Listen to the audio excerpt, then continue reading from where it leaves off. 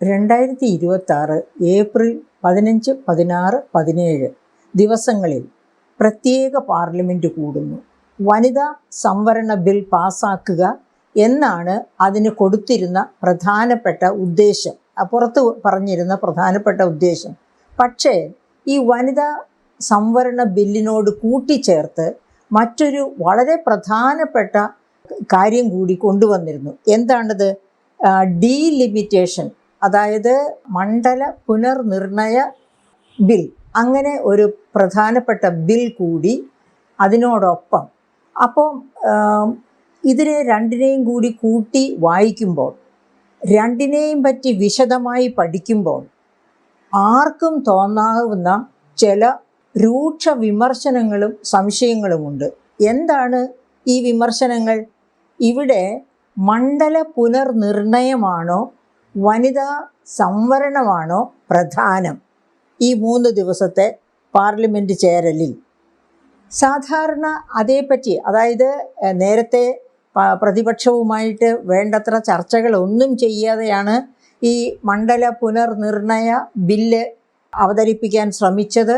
പിന്നെ അതെന്തിനു വേണ്ടിയാണ്, അതെങ്ങനെയാണ് നടത്തേണ്ടത്, ഇത്തരം കാര്യങ്ങളെപ്പറ്റിയൊക്കെ പ്രതിപക്ഷത്തെ ഇരുട്ടിലിരുത്തിക്കൊണ്ടാണ്. പ്രതിപക്ഷം ഇരുട്ടിലല്ല, അവർക്കതൊക്കെ പഠിക്കാൻ പറ്റിയിട്ടുണ്ട്, പലരും ആഴത്തിൽ പഠിക്കുകയും ചെയ്തിട്ടുണ്ട്. എങ്കിൽ പോലും അത് പാർലമെൻറ്റിൽ ചർച്ച ചെയ്ത് ഒരു കോൺസെൻസസിലെത്താതെയാണ് ഇങ്ങനെ ഒരു മണ്ഡല പുനർനിർണയം. നമുക്കറിയാം SIRൻ്റെ കാര്യത്തിൽ സംഭവിച്ചതുപോലെ SIRലെ ഇലക്ഷൻ കമ്മീഷന് ഒരു പരമാധികാരം കൊടുത്തുകൊണ്ടാണ് SIR നടപ്പാക്കിയത്. അതുകൊണ്ട് നമുക്കറിയാം ഇപ്പോൾ നടന്നുകൊണ്ടിരിക്കുന്ന അസംബ്ലി ഇലക്ഷനുകളിലൊക്കെ ലക്ഷക്കണക്കിന് ആൾക്കാരാണ് ഓരോ സംസ്ഥാനത്ത് നിന്നും വോട്ടേഴ്സ് ലിസ്റ്റിൽ നിന്ന് മാറ്റപ്പെട്ടിരിക്കുന്നത്. ഇനി അവർക്ക് എങ്ങനെ തിരികെ വരാൻ പറ്റും? അതിനുവേണ്ടി എന്തൊക്കെ എഫേർട്ട് എടുക്കേണ്ടി വരും? എന്തിനാണ് അവരെ ഇലക്ഷൻ ലിസ്റ്റിൽ നിന്ന് അങ്ങനെ പെട്ടെന്ന് മാറ്റിയത്? ഇത്തരം കാര്യങ്ങളൊക്കെ ചിന്താക്കുഴപ്പം ഉണ്ടാക്കുന്നതാണ്. അങ്ങനെയുള്ള സാഹചര്യത്തിലാണ് അതുപോലെയോ അതിനുപരിയോ ചിന്താക്കുഴപ്പം സൃഷ്ടിക്കുന്ന, വിമർശനങ്ങൾക്ക് വിധേയമാക്കേണ്ടി വരുന്ന ഒരു തീരുമാനമാണ് മണ്ഡല പുനർനിർണയം എന്നതുകൊണ്ട് കേന്ദ്ര ഗവൺമെൻറ് അതായത് പാർലമെൻറ്റിൽ പോലും വേണ്ടത്ര ചർച്ചകളോ ഒന്നും നടത്താതെ വനിതാ സ്വയംവരണ ബില്ലിനോട് ചേർത്ത് കെട്ടി ഈ പറയപ്പെട്ട മണ്ഡല പുനർനിർണയ ബില്ല് കൂടി കൊണ്ടുവരുന്നു. അപ്പോൾ എന്താണ് യഥാർത്ഥത്തിൽ മണ്ഡല പുനർനിർണയ ബില്ലിൻ്റെ ഉദ്ദേശം? വനിതാ സംവരണ ബില്ലിനെ അതിൻ്റെ ഒരു കവറാക്കി, അതായത് മണ്ഡല പുനർനിർണയം സാധാരണ രീതിയിൽ നേരിട്ട് മണ്ഡല പുനർനിർണയത്തിന് എത്തിയാൽ സംസ്ഥാനങ്ങൾ എതിർക്കാൻ ഒരുപാട് ആധികാരിക കാരണങ്ങളുണ്ട്. അപ്പോൾ അങ്ങനെ എതിർത്ത് തോൽപ്പിക്കപ്പെടാതിരിക്കാനാണ് വളരെ നൈപുണ്യത്തോടു കൂടി എന്ന് പറഞ്ഞാൽ നമുക്ക് പറയേണ്ടി വരും, നല്ല സ്ട്രാറ്റജി, ഡിപ്ലോമസി എന്ന് പറഞ്ഞാൽ നല്ല സ്ട്രാറ്റജി ആയിരിക്കണം, ക്രിയേറ്റീവായിട്ടുള്ള സ്ട്രാറ്റജി ആയിരിക്കണം, കുബുദ്ധിയുടേതാകരുത്. പക്ഷേ ഇവിടെ കുബുദ്ധി കളിച്ച ഒരു സ്ട്രാറ്റജി, അങ്ങനെ ഒരു സ്ട്രാറ്റജിയുടെ ഫലമായിട്ടാണ് ഡീലിമിറ്റേഷൻ ബില്ല് കൊണ്ടുവരുന്നത്. എന്തുകൊണ്ടാണ് ഈ ഡീലിമിറ്റേഷൻ ബില്ല്? അല്ലെങ്കിൽ നമുക്കറിയാം വനിതാ സംവരണം ബായി ബഹൻ എന്നൊക്കെ പറഞ്ഞ് പ്രധാനമന്ത്രി ഈ ബഹന്മാരെ പിടിച്ച് ഇന്ത്യ മുഴുവനും ചുറ്റിക്കറങ്ങി സഞ്ചരിക്കാറുണ്ട്. അതുപോലെ തന്നെ നമുക്കറിയാം ബീഹാർ ഇലക്ഷനിൽ എന്താണ് ചെയ്തത്? വനിതകൾക്ക് 10,000 രൂപ ഓരോ വനിതയുടെയും കയ്യിൽ വെച്ചു കൊടുത്താണ് ബീഹാറിൽ നരേന്ദ്രമോദി ആഗ്രഹിച്ച വിജയം കൈവരിച്ചത്. അപ്പോൾ അങ്ങനെയൊക്കെ ബഹൻ. അതുപോലെ തന്നെയാണ് കർഷകർക്ക് വേണ്ടി 2,000 രൂപ വീതം 3 ഗഡുക്കളായി കൊടുക്കുമെന്ന് പറഞ്ഞാണ് 2019 ഇലക്ഷൻ നരേന്ദ്രമോദി ജയിച്ചത്. അതുപോലെ തന്നെ ആ 3 ഗഡുക്കളായിട്ട് 2,000 രൂപ വീതം കർഷകർക്ക് ഇപ്പോഴും ഫ്രീ ബി കൊടുത്തുകൊണ്ടിരിക്കുകയാണ്. അങ്ങനെ പക്ഷേ കർഷകരുടെ പ്രധാന പ്രശ്നങ്ങളൊക്കെ അതുപോലെ കിടക്കുകയാണ്. യഥാർത്ഥത്തിൽ കർഷകർക്കറിയാം ഇത് കബളിപ്പിക്കലാണെന്ന്. പക്ഷേ ഏതു തരം കബളിപ്പിക്കലാണെങ്കിലും ഒരു പരിധി വരെ ഒരു കാലത്തേക്ക് നടന്നു പോകും. അങ്ങനെയാണ് അതിൻ്റെ പേരിലൊക്കെ നരേന്ദ്രമോദിക്ക് വോട്ട് പിടിക്കാൻ പറ്റുന്നതും തൻ്റെ സ്വന്തം പാർട്ടിയെ പലയിടത്തും കൂടുതൽ മെച്ചപ്പെട്ട രീതിയിലേക്ക് റെപ്രസെൻറ്റേഷൻ കൊണ്ടുവരാൻ പറ്റുകയും ചെയ്യുന്നത്. അപ്പോൾ അങ്ങനെ ഒക്കെ നോക്കിയാൽ പോലും ഈ ഡീലിമിറ്റേഷൻ ബില്ല് പാസ്സാക്കിയെടുക്കാൻ പറ്റുമെന്ന് പ്രതീക്ഷയില്ലായിരുന്നു. കാരണം അതിനെതിരെ വലിയ ശക്തമായ വിമർശനങ്ങൾ വന്നുകൊണ്ടിരുന്നു. അങ്ങനെയുള്ള ഒരു സാഹചര്യത്തിലാണ് വനിതാ സംവരണം എന്ന ഒരു കവറിൽ പൊതിഞ്ഞ് ഈ സാധനം, അതായത് ഈ ഡീലിമിറ്റേഷൻ എന്ന് പറയുന്ന വളരെ ദുർഗ്രഹമായ മാനങ്ങൾ BJP കൽപ്പിച്ചു കൊടുക്കുന്നു. എന്നിട്ട് പുറമെ ഇത് വളരെ സാധാരണമായ ഒരു മാറ്റമാണ്, ഇത് ഇന്ത്യൻ ജനതയ്ക്ക് മൊത്തം നന്മ വരുത്തുന്ന, റെപ്രസെൻറ്റേഷൻ വർദ്ധിപ്പിക്കുന്ന ഒരു മാറ്റമാണ് എന്നൊക്കെയുള്ള മുഖവുരയോട് കൂടിയാണ് എല്ലാ സംസ്ഥാനങ്ങൾക്കും ഇതിൻ്റെ പ്രയോജനം ഒരുപോലെ ലഭ്യമാകും എന്നൊക്കെയുള്ള വാചക കസർത്തോടു കൂടിയാണ് ഈ ഡീലിമിറ്റേഷൻ ബില്ല് കൊണ്ടുവരുന്നത്.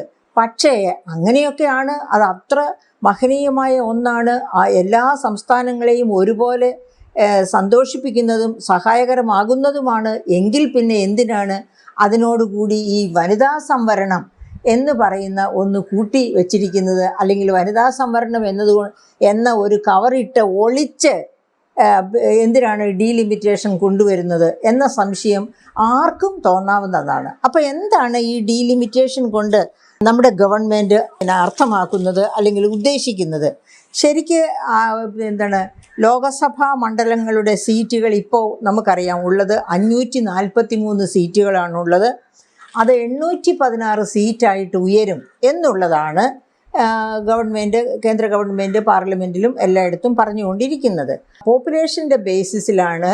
അപ്പോൾ എല്ലാ സംസ്ഥാനങ്ങളിലും 50% ഉണ്ടാക്കി തന്നിരിക്കും എന്നാണ് ഗവൺമെൻറ് പറയുന്നത്. പക്ഷേ എങ്ങനെയാണ് പോപ്പുലേഷൻ്റെ വർധനവിനനുസരിച്ചാണ് സീറ്റുകളുടെ എണ്ണം വർദ്ധിക്കാൻ പോകുന്നത് എങ്കിൽ എങ്ങനെയാണ് എല്ലാ സംസ്ഥാനങ്ങൾക്കും 50% സീറ്റ് വർധനവ് ഉണ്ടാകുന്നത് എന്നതിൻ്റെ ലോജിക്ക് സാമാന്യ ബുദ്ധിയുള്ളവർക്ക് മനസ്സിലാക്കാൻ ബുദ്ധിമുട്ടാണ്. എന്തുകൊണ്ട്? അതായത് 1971 പോപ്പുലേഷൻ അനുസരിച്ചാണ് മണ്ഡല നിർണയം നടത്തുന്നത് ഇന്ത്യയിൽ ആദ്യമായിട്ട്. അങ്ങനെ മണ്ഡല നിർണയം നടത്തിയപ്പോൾ ഇന്ത്യയുടെ ആകെ പോപ്പുലേഷൻ 1971 സെൻസസ് അനുസരിച്ച് 54,79,00,000 ഇന്ത്യയുടെ പോപ്പുലേഷൻ. ഇനി നമുക്ക് കേരളത്തിൻ്റെ പോപ്പുലേഷൻ ആ ഇന്ത്യയുടെ പോപ്പുലേഷൻ്റെ, അതായത് 54,79,00,000 എത്ര ശതമാനമായിരുന്നു കേരളത്തിൻ്റെ പോപ്പുലേഷൻ എന്ന് നോക്കാം. കേരളത്തിൻ്റെ പോപ്പുലേഷൻ 3.89% ഈ കേരളത്തിൻ്റെ പോപ്പുലേഷൻ ഇന്ത്യയുടെ പോപ്പുലേഷൻ്റെ. എത്രയായിരുന്നു UPയുടെ പോപ്പുലേഷൻ? UPയുടെ പോപ്പുലേഷൻ അന്ന് 16.12% ഓർമ്മിക്കണം.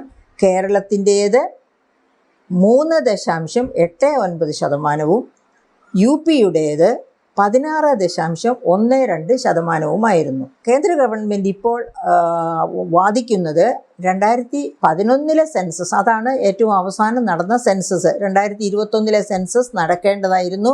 കോവിഡ് പ്രമാണിച്ച് അന്ന് നടന്നില്ല. പക്ഷേ കോവിഡിന് ശേഷം നടത്താമായിരുന്നു. ഗവൺമെൻറ്റിൻ്റെ മനസ്സിലുള്ള ഗൂഢലക്ഷ്യങ്ങൾ കൊണ്ടാകാം ആ സെൻസസ് ഇതുവരെ 2026 നടന്നിട്ടില്ല. അപ്പോൾ അങ്ങനെയുള്ള സാഹചര്യത്തിലാണ് ഇപ്പോൾ ഈ പുതിയ വാദവുമായിട്ട് ഗവൺമെൻറ് മുൻപോട്ട് വരുന്നത്. അതായത് 2011 പോപ്പുലേഷൻസ് അനുസരിച്ച് നമുക്ക് ഡീലിമിറ്റേഷനുമായിട്ട് മുൻപോട്ട് പോകാം എന്നാണ് പറയുന്നത്. അപ്പോൾ ഈ 2011 പോപ്പുലേഷൻ അനുസരിച്ച് ഡീലിമിറ്റേഷനുമായിട്ട് മുമ്പോട്ട് പോയാൽ ഈ പറയപ്പെട്ട രീതിയിൽ എല്ലാ സംസ്ഥാനങ്ങളിലും 50% മണ്ഡലങ്ങൾ കൂടുതലായിട്ട് ഉണ്ടാകുമോ, പുതിയ മണ്ഡലങ്ങൾ ഉണ്ടാകുമോ? അതാണ് ക്വസ്റ്റ്യൻ ചെയ്യപ്പെടുന്ന, വിമർശന വിധേയമാകുന്ന ഏറ്റവും പ്രധാനപ്പെട്ട പോയിൻ്റ് ഇവിടെ. എന്തായിരുന്നു 1970-കൾ തൊട്ട് ഇന്ത്യ മുന്നോട്ട് വച്ചിരുന്ന പോപ്പുലേഷൻ നയം, ജനസംഖ്യാ നയം? ആ ജനസംഖ്യാ നയത്തെയാണ് replacement rate of growth of population എന്ന് പറയുന്നത്. Replacement rate of growth of population അനുസരിച്ച് പോപ്പുലേഷൻ ഗ്രോത്ത് 2.1% സ്റ്റെബിലൈസ് ചെയ്യണം. അതായിരുന്നു ലക്ഷ്യം. എന്താണ് ഈ replacement rate of growth of population എന്ന് പറയുന്നത്? ഒരു ചെറിയ എക്സാമ്പിളിലൂടെ ഞാനത് വ്യക്തമാക്കി തരാം. ഒരു ഹസ്ബൻഡും വൈഫും കൂടെ മുഖത്തോട് മുഖം നോക്കിയിരുന്ന്, ന്യൂലി മാരീഡാണെന്ന് വിചാരിച്ചോളൂ, മുഖത്തോട് മുഖം നോക്കിയിരുന്ന് നമുക്ക് 2 കുട്ടികൾ, ഒന്ന് നിന്നെ റീപ്ലേസ് ചെയ്യാനും ഒന്ന് എന്നെ റീപ്ലേസ് ചെയ്യാനും എന്ന് ഹസ്ബൻഡും വൈഫും കൂടി പരസ്പരം പറയുന്നു. അപ്പോൾ 2 ആയി. പിന്നെ ഉണ്ട് 0.1. ഈ 0.1 എന്ന് പറയുന്നത് ആരാ? അതായത് സാധാരണ രീതിയിൽ ഒരു കപ്പിളിന് 2 കുട്ടികൾ മതി. പക്ഷേ സെലിബസി മെയിൻറ്റെയിൻ ചെയ്യുന്നവർ, അതായത് സന്യാസ ജീവിതം കഴിക്കുന്നവർ, ട്രാൻസ്ജെൻഡേഴ്സ്, അങ്ങനെയുള്ളവർക്കൊക്കെ കുട്ടികൾ ഉണ്ടാവില്ലല്ലോ. അപ്പോൾ അവരെ റീപ്ലേസ് ചെയ്യാൻ വേണ്ടി ആണ് ഈ ഏതെങ്കിലുമൊക്കെ കപ്പിളിന് മൂന്നാമതൊരു കുട്ടി ഉണ്ടായിക്കൊള്ളട്ടെ. അപ്പം സാധാരണ രീതിയിൽ 2 കുട്ടികൾ മതി, ചിലർക്കൊക്കെ 3 കുട്ടി ആയാലും കുഴപ്പമില്ല. അതാണ് ഈ 2.1 ടോട്ടൽ ഫെർട്ടിലിറ്റി റേറ്റ് ഓഫ് 2.1 എന്ന് പറയുന്നത്. എന്താണ് ഇതിൻ്റെ ഒരു പ്രത്യേകത? ഇങ്ങനെ ഒരു ഫെർട്ടിലിറ്റി റേറ്റ് അനുസരിച്ച് പോപ്പുലേഷൻ നയം കൊണ്ടുപോവുകയാണെങ്കിൽ പോപ്പുലേഷൻ വലിയ എക്സ്പ്ലോഷനും നടത്തില്ല. അതുപോലെ തന്നെ പോപ്പുലേഷൻ താഴേക്ക് പോയിട്ട് 60+ പോപ്പുലേഷനേ ഉള്ളൂ, യങ്സ്റ്റേഴ്സിൻ്റെ എണ്ണം വളരെ കുറവാണ് എന്ന ഒരവസ്ഥയും വരില്ല. അതുകൊണ്ടാണ് ഇപ്പോൾ നമുക്കറിയാം 2025 മെയ് മാസത്തിൽ ഇന്ത്യയുടെ പോപ്പുലേഷൻ എത്രയായിരുന്നു? ആഗോളതലത്തിൽ 1ാമത്തെ പോപ്പുലേഷനായിട്ട് ഇന്ത്യയുടെ പോപ്പുലേഷൻ മാറി, ചൈനയെ ഓവർടേക്ക് ചെയ്തു. എത്രയായിരുന്നു അപ്പോൾ 2025 മെയ്യിലെ ഇന്ത്യയുടെ പോപ്പുലേഷൻ? യുണൈറ്റഡ് നേഷൻസിൻ്റെ കണക്കനുസരിച്ച് 2025 മെയ്യിൽ ഇന്ത്യയുടെ പോപ്പുലേഷൻ എന്ന് പറയുന്നത് 145,39,00,000 അതിപ്പോൾ ഒരു വർഷമാകാൻ പോകുന്നു. ഇപ്പോൾ ഏപ്രിലായി, അടുത്ത മാസം മെയ് ആണ്.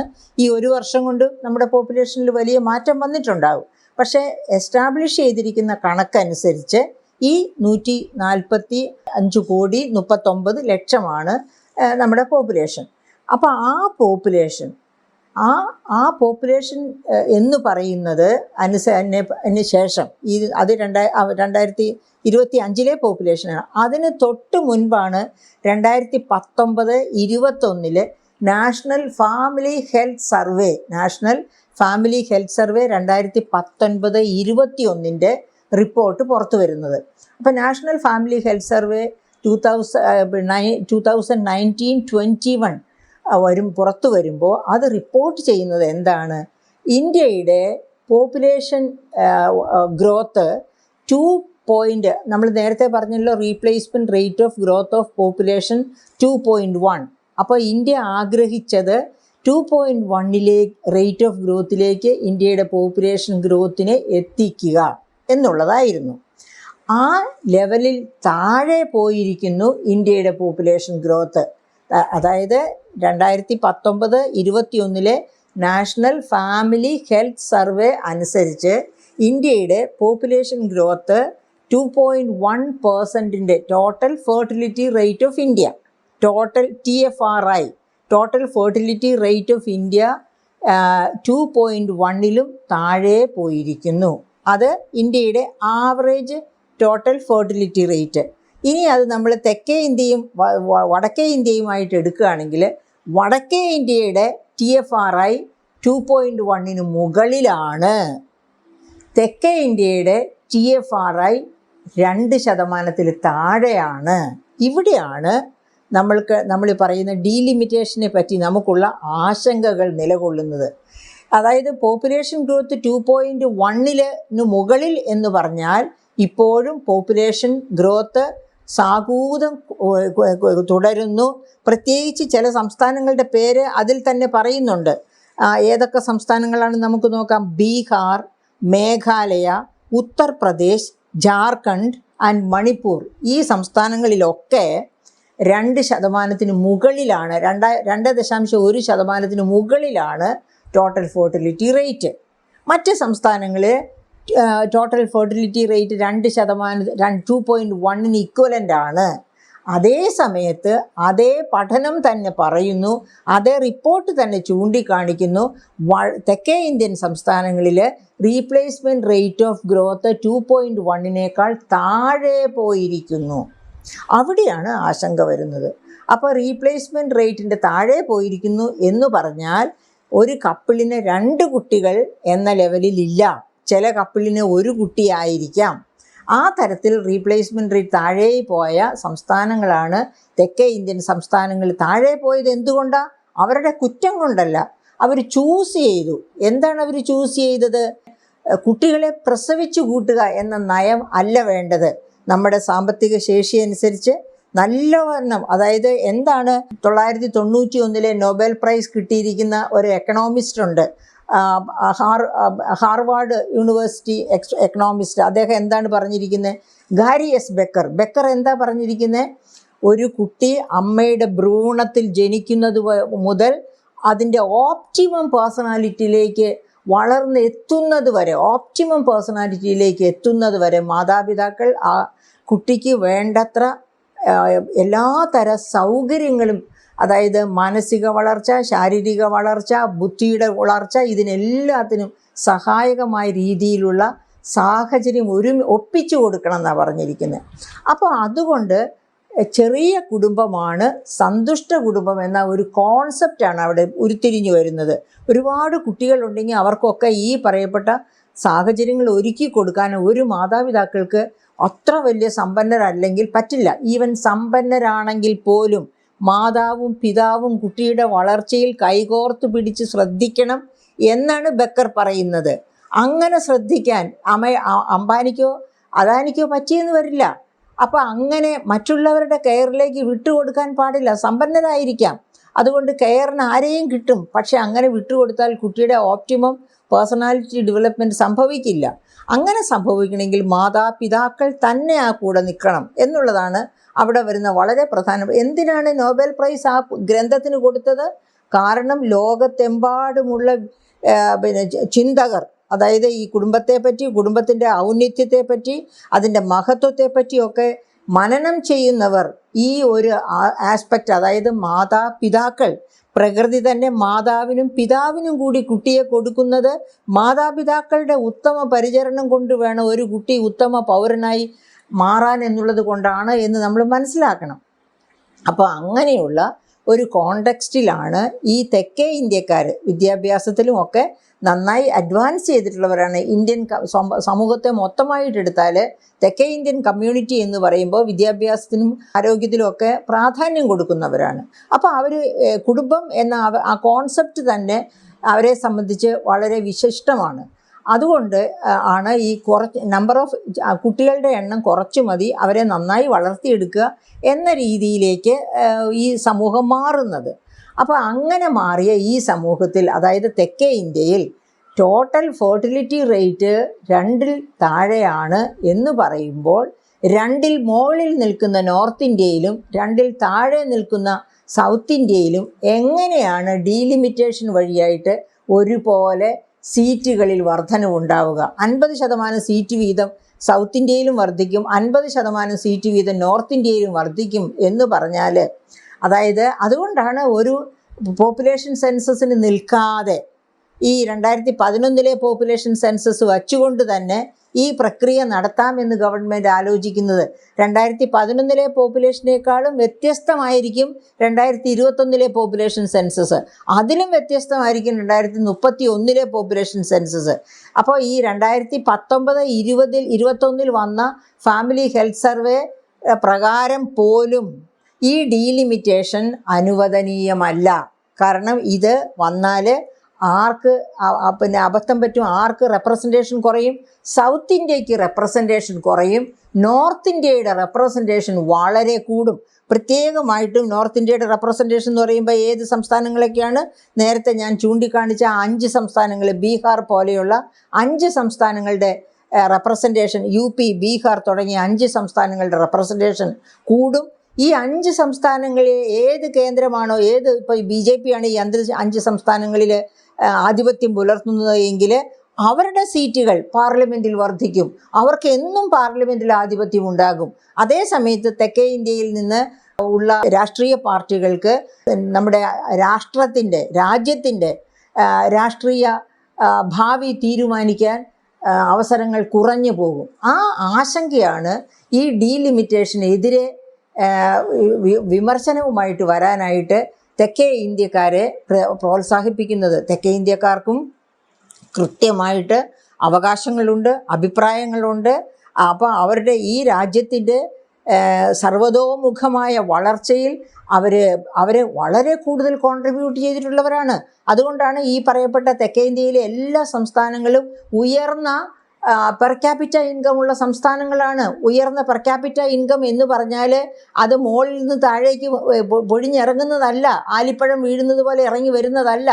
ഇവിടുത്തെ ജനങ്ങൾ അവരുടെ ഭൗതിക സാമ്പത്തിക ക്രമീകരണങ്ങൾ കൊണ്ട് വളർത്തിയെടുക്കുന്നതാണ് അവരുടെ സമ്പദ്ഘടനയെ, അവരുടെ സംസ്ഥാന വരുമാനത്തെ. അങ്ങനെ വളർത്തിയെടുത്ത സമ്പദ്ഘടനകൾ, അവരുടെ പ്രയത്നം കൊണ്ട് വളർത്തിയെടുത്ത സമ്പദ്ഘടനകൾ, അവർക്ക് കിട്ടേണ്ട അവകാശങ്ങൾ, ദേശീയ തലത്തിൽ കിട്ടേണ്ട അവകാശങ്ങൾ നിഷേധിക്കപ്പെടാൻ പാടില്ല. സത്യത്തിൽ ഈ ഫെഡറൽ സംവിധാനത്തിൻ്റെ തന്നെ യശസ് അറക്കുന്ന തരത്തിലുള്ള, യശസ് ഇല്ലാതെയാക്കുന്ന തരത്തിൽ, അല്ലെങ്കിൽ ഫെഡറൽ പ്രിൻസിപ്പിൾസിനെ എന്താ പറയുക, ഹനിച്ചു കളയുന്ന തരത്തിലാണ് ഗവൺമെൻറ് ഇങ്ങനെ ഒരു ഡീലിമിറ്റേഷൻ ബില്ലുമായിട്ട് വന്നത്.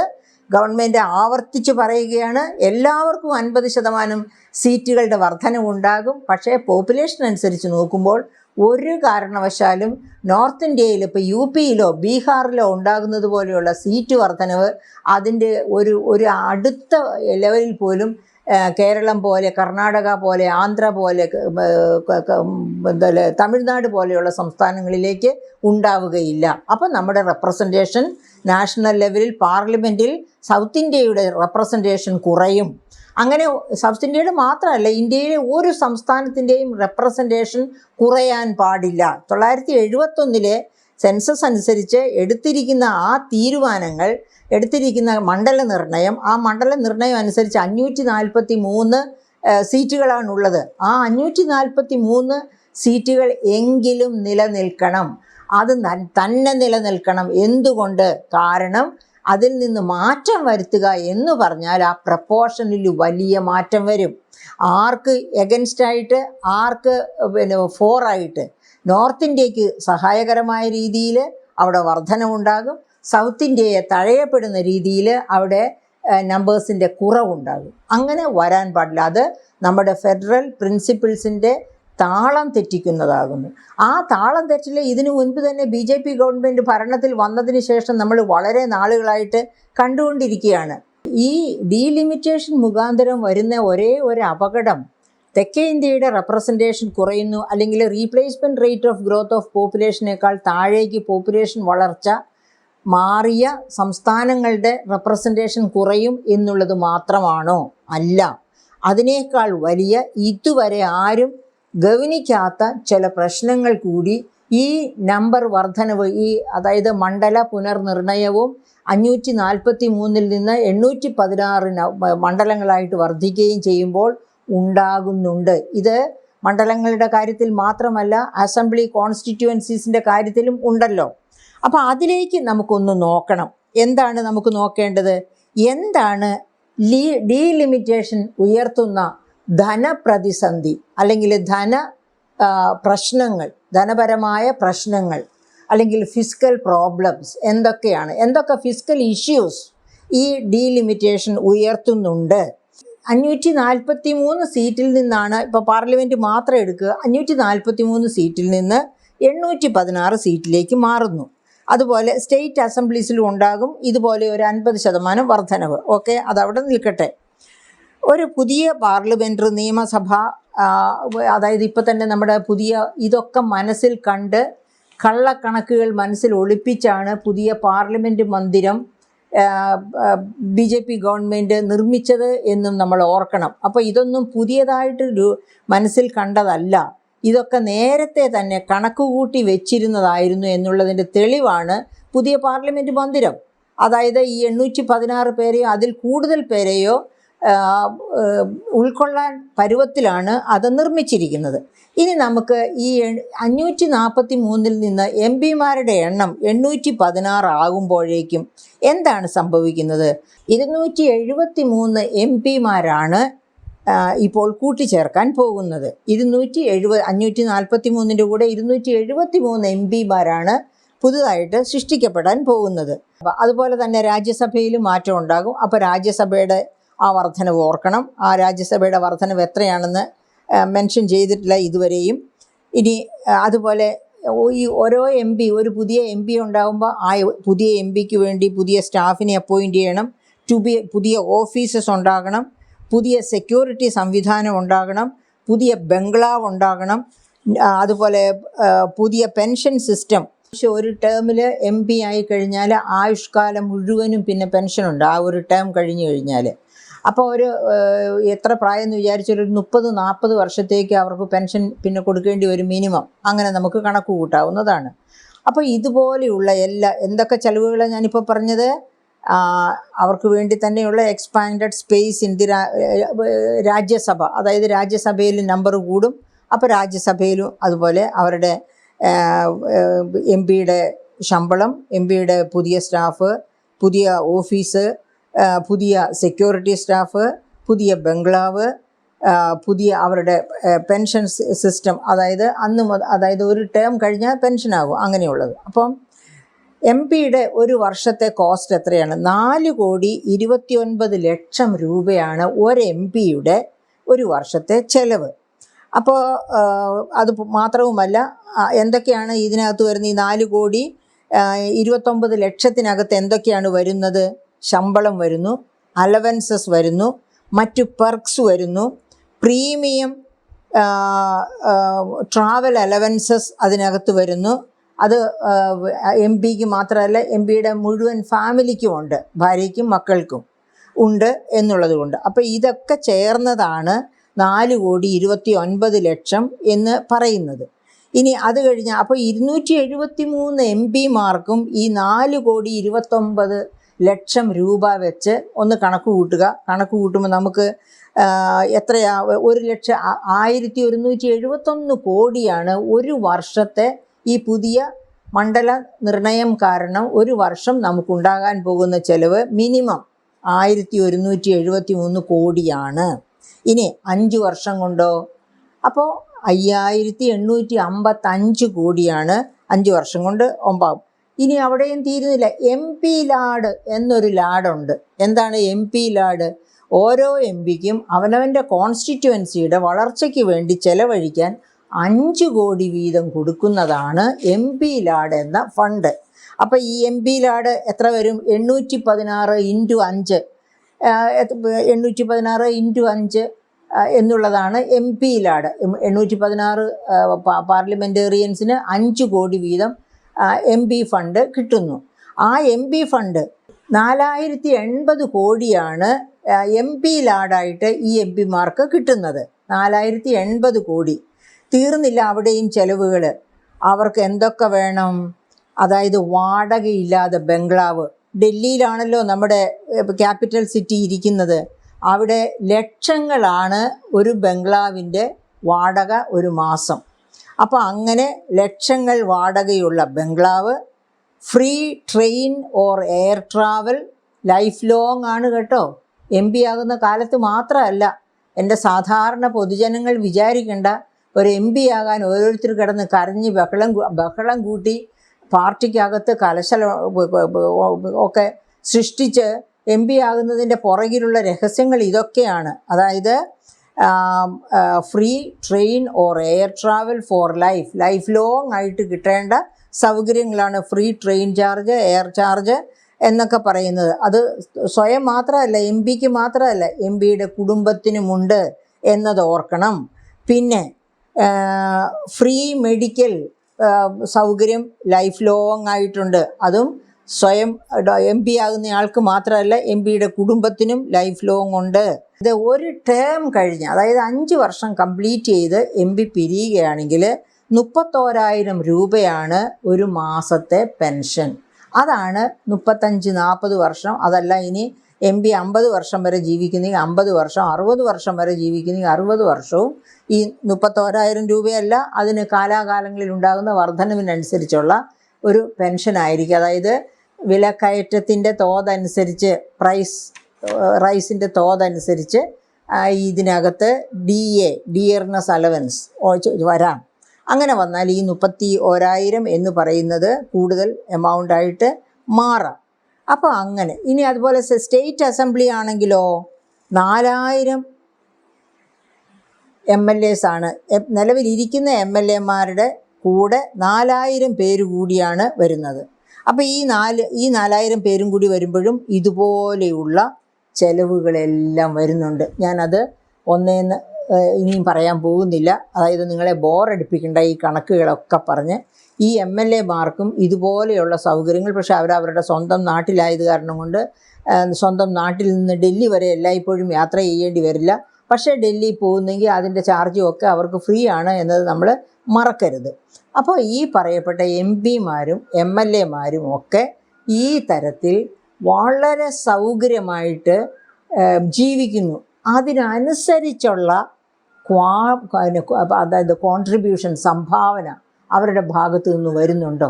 ചില MP-മാരും ചില MLA-മാരും ഒക്കെ വെറുതെ നോക്കുകുത്തികളായിട്ടാണ് സഭകളിൽ പോയിരിക്കുന്നത്. ഒരു പ്രയോജനം ചെയ്യാതെ, സത്യം പറഞ്ഞാൽ മറ്റുള്ളവർ പറഞ്ഞ് അത് അവരുടെ നേതാവെന്ന് അവർ വിചാരിക്കുന്നവർ, അത് പ്രധാനമന്ത്രിയാകാം, മുഖ്യമന്ത്രിയാകാം, അതല്ലെങ്കിൽ മറ്റൊരു നേതാവാകാം, അവർ പറയുന്നതിനനുസരിച്ച് അച്ചടക്കത്തോടെ ഇരുന്ന് വരയ്ക്കടാ ഷൂ എന്ന് പറയുന്നിടത്ത് ഷൂ വരച്ച് കടന്നു പോകുന്ന MP-മാരും MLA-മാരും ധാരാളമുള്ള ഒരു സമൂഹത്തിലാണ് നമ്മൾ ഇരിക്കുന്നത്. അപ്പോൾ എന്താണ് വേണ്ടത്? ഈ ഡീലിമിറ്റേഷൻ പ്രക്രിയ ഒട്ടും ആവശ്യമുള്ളതല്ല. പോപ്പുലേഷൻ പറഞ്ഞല്ലോ, നമ്മുടെ പോപ്പുലേഷൻ ഗ്രോത്ത് 2.4 ഒക്കെ ആയിരുന്നു. അതാണ് 2.1-നേക്കാൾ താഴെ ശരാശരി പോപ്പുലേഷൻ ഗ്രോത്ത് കുറഞ്ഞിരിക്കുന്നു. നോർത്ത് ഇന്ത്യയിൽ ഇപ്പോൾ ഇത്തിരി കൂടിയിരിക്കുകയാണ്. പക്ഷേ അതും ക്രമേണ കുറഞ്ഞു വരും. അവരുടെ വിദ്യാഭ്യാസവും ഒക്കെ വർദ്ധിക്കുന്നതിനനുസരിച്ച് അവിടെയും replacement rate of growth of പോപ്പുലേഷനിലേക്ക് അത് താഴ്ന്നു വരും. അങ്ങനെ വരുന്ന ഒരു സാഹചര്യത്തിൽ എന്തുകൊണ്ടാണ് കൂടുതൽ MP-മാർ വേണം, കൂടുതൽ MLA-മാർ വേണമെന്ന് ആരെങ്കിലും വാദിക്കുന്നത് യുക്തിരഹിതമാണ്. കാരണം ഈ പറയപ്പെട്ട പണം മുഴുവനും MP-ക്ക് വേണ്ടിയോ MLA-ക്ക് വേണ്ടിയോ ചെലവഴിക്കുന്നത് ഇവരുടെ ആരുടെയും വീട്ടിൽ നിന്ന് കൊണ്ടുവരുന്ന പണമല്ല. പ്രധാനമന്ത്രിയുടെയോ അല്ലെങ്കിൽ മറ്റ് ലോകസഭാ സ്പീക്കറുടെയോ ആരുടെയും വീട്ടിൽ നിന്ന് കൊണ്ടുവരുന്ന, അല്ലെങ്കിൽ പ്രതിപക്ഷ നേതാവിൻ്റെയോ ഒന്നും വീട്ടിൽ നിന്ന് കൊണ്ടുവരുന്ന തുകയല്ല. ഇതൊക്കെ നികുതി പണമാണ്. സർവ്വസാധാരണക്കാരായ മനുഷ്യർ കൊടുക്കുന്ന നികുതിയേതര വരുമാനം. അതൊക്കെ എന്ന് വെച്ചാൽ ഓർമ്മിക്കണം, വലിയ ഒരു ബിസിനസ്സുകാരൻ, പിന്നെ അത് നമുക്ക് ടാറ്റയാണെന്ന് വെച്ചോളൂ. എപ്പോഴും അംബാനിയും അദാനിയും പറയുന്നത് വേണ്ട. ടാറ്റ, കോടിക്കണക്കിന് വരുമാനമുള്ള ടാറ്റ, അയാളുടെ വരുമാനത്തിൻ്റെ 0.01% പോലും ഉപഭോഗത്തിന് വേണ്ടി ചെലവഴിക്കുന്നുണ്ടാകില്ല. 0.01% പോലും ഉപഭോഗത്തിന് ചെലവഴിക്കുന്നുണ്ടാകില്ല. അപ്പോൾ അയാളുടെ ആ ബഹുകോടിയിൽ നിന്ന് ആ ചെലവഴിക്കുന്ന ചെറിയ തുകയ്ക്ക് മാത്രമേ ഉപഭോക്തൃ നികുതികൾ അയാൾ കൊടുക്കേണ്ടി വരൂ. മറിച്ച് എന്നെയും നിങ്ങളെയും പോലുള്ളവർ, അല്ലെങ്കിൽ സാധാരണക്കാർ, അവർക്ക് കയ്യിൽ കിട്ടുന്ന ഓരോ പൈസയും അവരുടെ ഉപഭോഗത്തിന് വേണ്ടി വിനിയോഗിക്കുകയാണ്. അപ്പോഴൊക്കെ അവർ GST-യിൽ അല്ലെങ്കിൽ മറ്റു തരത്തിലുള്ള നികുതികളിൽ കെട്ടപ്പെടുകയാണ്, കൊടുക്കുകയാണ്. അപ്പോൾ അവരുടെയൊക്കെ കയ്യിൽ കിട്ടുന്ന പണത്തിന് മുഴുവൻ നികുതി അടയ്ക്കുന്നു. അങ്ങനെയുള്ള നികുതി സമാഹരിക്കപ്പെടുന്നതാണ് ഈ പറയപ്പെട്ട സംസ്ഥാന ഖജനാവിലാണെങ്കിലും കേന്ദ്ര ഖജനാവിലാണെങ്കിലും എത്തിച്ചേരുന്ന പണം. അതുമല്ലെങ്കിൽ നമ്മുടെ റിസോഴ്സസ് വഴി, അപ്പോൾ ഫോറസ്റ്റ് റിസോഴ്സ് വഴിയാകാം, മൈനിങ് റിസോഴ്സ് വഴിയാകാം, അങ്ങനെയൊക്കെ കിട്ടുന്ന റോയൽറ്റി പോലെയുള്ള ഫണ്ട്, ഇതൊക്കെയാണ്. അത് ഇവിടുത്തെ ജനങ്ങൾക്ക് എല്ലാവർക്കും അവകാശപ്പെട്ടതാണ്. ആരുടെയും കുത്തക സംഭരണമൊന്നുമല്ല. അപ്പോൾ ഇങ്ങനെ സമാഹരിക്കുന്ന ഫണ്ടാണ് ഒരു ഖജനാവിലുള്ളത്. കേന്ദ്ര ഖജനാവാകട്ടെ സംസ്ഥാന ഖജനാവാകട്ടെ. അതെടുത്ത് കൂടുതൽ ആവശ്യത്തിന് MLA-മാർ വേണം, എങ്കിലേ ഡെമോക്രസി നന്നായി മുന്നോട്ട് പോവുകയുള്ളൂ. അപ്പോൾ ആവശ്യത്തിലധികം MLA-മാരെ സൃഷ്ടിച്ച്, MP-മാരെ സൃഷ്ടിച്ച് അവർക്ക് കൊടുത്ത് ദൂർത്തടിക്കാനുള്ളതല്ല ഇങ്ങനെയുള്ള പണം. എന്താണ് അമർത്യ സെൻ, നൊബേൽ പ്രൈസ് കിട്ടിയ ഇന്ത്യൻ എക്കണോമിസ്റ്റ് ആണല്ലോ, ബംഗാളിൽ നിന്നുള്ള അമർത്യ സെൻ. അദ്ദേഹത്തിന് ഏത് ഗ്രന്ഥത്തിനാണ് നൊബേൽ പ്രൈസ് കിട്ടിയത് എന്നറിയാമോ? Development as freedom. എന്താണ് പറഞ്ഞത്? വികസനമാണ് സ്വാതന്ത്ര്യം എന്നാണ് അദ്ദേഹം പറഞ്ഞത്. ഇപ്പോഴും ഈ ഇന്ത്യയിൽ 28 കോടി ജനങ്ങൾ പോവർട്ടി ലൈനിന് താഴെയാണ് എന്ന് വേൾഡ് ഇനീക്വാളിറ്റി സർവേ പറയുന്നു. അങ്ങനെ പറയുന്ന രാജ്യത്തെ ഈ 28 കോടി ജനങ്ങളെ അതിദാരിദ്ര്യത്തിൽ നിന്ന് പൊക്കാനാണോ പണം ഉപയോഗിക്കേണ്ടത്? ആവശ്യത്തിലധികം MP-മാരെയും MLA-മാരെയും സൃഷ്ടിച്ച് അവരെ കൊഴുപ്പിക്കാനാണോ ഈ ഫണ്ട് നികുതി പണം ഉപയോഗിക്കേണ്ടത്? അതുകൊണ്ട് തന്നെ തെക്കേ ഇന്ത്യക്കാരുടെ താല്പര്യം സംരക്ഷിക്കപ്പെടണം. ഒരു കാരണവശാലും ഡീലിമിറ്റേഷൻ ഇന്ത്യയിൽ വന്നുകൂടാ. അത് വരുന്നുവെങ്കിൽ സ്ഥാപിത താല്പര്യങ്ങൾ, അതായത് BJPയുടെ സ്ഥാപിത താല്പര്യങ്ങൾ, BJPക്ക് എന്നും ഇന്ത്യ ഭരിച്ചുകൊണ്ടിരിക്കണം എന്ന ആഗ്രഹം നടപ്പിലാക്കാൻ വേണ്ടി നടത്തുന്ന ഒരു കുൽസിത കർമ്മമാണ്. അതായത് ഇന്ത്യൻ ഡെമോക്രസിയെ, ഇന്ത്യയുടെ സെക്യുലറിസത്തെ ഒക്കെ വേരറുക്കുന്ന കർമ്മമാണ് ഡീലിമിറ്റേഷൻ എന്നതുകൊണ്ട് ഉദ്ദേശിക്കുന്നത് എന്ന് മനസ്സിലാക്കി ഇന്ത്യയിലെ ജനങ്ങൾ മുഴുവൻ ഒറ്റക്കെട്ടായി നിന്ന് അതിനെ എതിർത്ത് തോൽപ്പിക്കണം. പാർലമെൻറ്റിൽ തോൽപ്പിച്ചതുപോലെ തന്നെ ഒരിക്കലും ഉയർന്നു വരാത്ത രീതിയിൽ അതിൻ്റെ പത്തി വെട്ടിക്കളയണം എന്ന് തന്നെയാണ് എനിക്ക് എൻ്റെ പ്രിയപ്പെട്ട സുഹൃത്തുക്കളോടും അഭ്യർത്ഥിക്കുവാനുള്ളത്.